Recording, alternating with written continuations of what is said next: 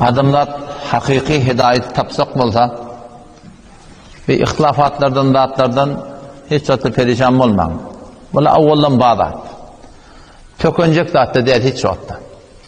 Adem Aleyhisselam, Havva enemiz, o şeytan iblis-ül la'in, vakti ki Huday Tebarek ve Teala şu talara قُلْ نَحْبِتُوا مِنْهَا جَمِيعًا barın inni iyinin yere karşın. Şu vakit verilen hükmüşün. Şunu Huday Tebarek ve Teala aydıptır. بَعْضُكُمْ لِبَعْضٍ عَدُوا Bazınız bazıdan düşman olacak dedi. Şu vakitteki başlanan düşmançılık. Bazınız da düşman olacak. وَجَعَلْنَا بَعْضَكُمْ لِبَعْضٍ فِتْنَةً Bazınız da azmayış diye Huday Teala. Men size azmayış. Doğunun azmayış. Ayalın sana azmayış. Adamın da denanasına denanan adam şuna bir oğlan azmayış. Oğlan şun Huday Teala'nın azmayışı. Şunun hemmeti azmayış. O zaman bir bolup duran ihtilafatlardan, dağıtlardan negram olmalılar. Hemişe bağdat. Sahabelan da vaktinde boluptur. Cengi cemel boluptur. Yen alyan oturup tenşo fikrederinde tarih okuyan kellen su çekiyor işte. Ne acaba oluyor? Muhammed ibn Hanefiye ki Hazreti Ali'nin oğlu gelip Hazreti Ali'nin mukabilinde durmalı. Akıl şunu kabul etmiyor. Ne acaba oluyor? Abdurrahman ile Ebu Bakır, Hazreti Ebu Bakır'ın oğlu Abdurrahman gelip de var ahim Hazreti Osman'ın katıllarının içine Purforum onda varahım ara koşupturlar. Akıl kabul etmiyor. Nahak diye atları yok. Purforum ihtilafatlar boluptur.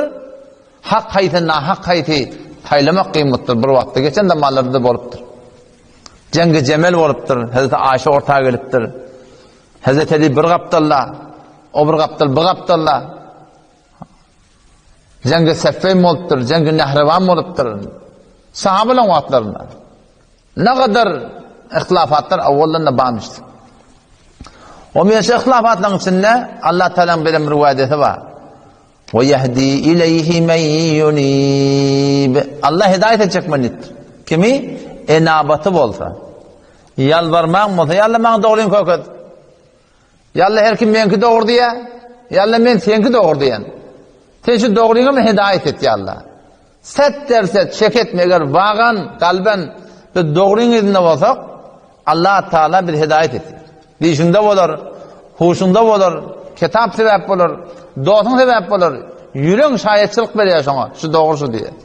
Peygamber Huda Aleyhisselam etti, istebdi kalbek, velev eftekul muftun.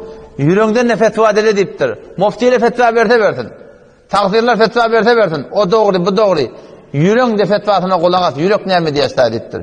Yüreğin içinde eğer vağan, bir adam Allah'a mümin olup, şu 7 kat asman, 7 kat yer taklap duran zat hak, gece günü getirip duran Hudaya vağan imanı bulup, şuna yalvarsa, وَمَنْ يُؤْمِنْ بِاللّٰهِ يَهْدِ قَلْبَهِ Allah'ın vadesi. Her kim Allah'a mümin olsa, vağan doğurduracaktan, Allah şunu hidayet edecektir. Kimi?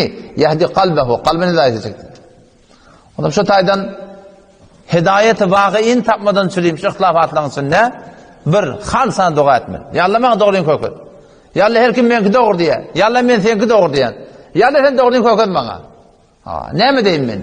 Hayti doğrusun. Ökülenciden ne? Şu dua edenden sonra şol hak diyen adamdan tapsan şolar qaim tutmaktık gerek. Hak cemaat hayti at bilenler ol. Aytyan kepler bilen şeriattan getin.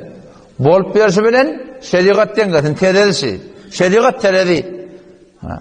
Şeriat teredi, şeriata gelmeliler. Şu bol piyaşlarını, aydınlayan kepleri, dinleyen gurumları şeriata etmeli. Şeriat ne mi diye?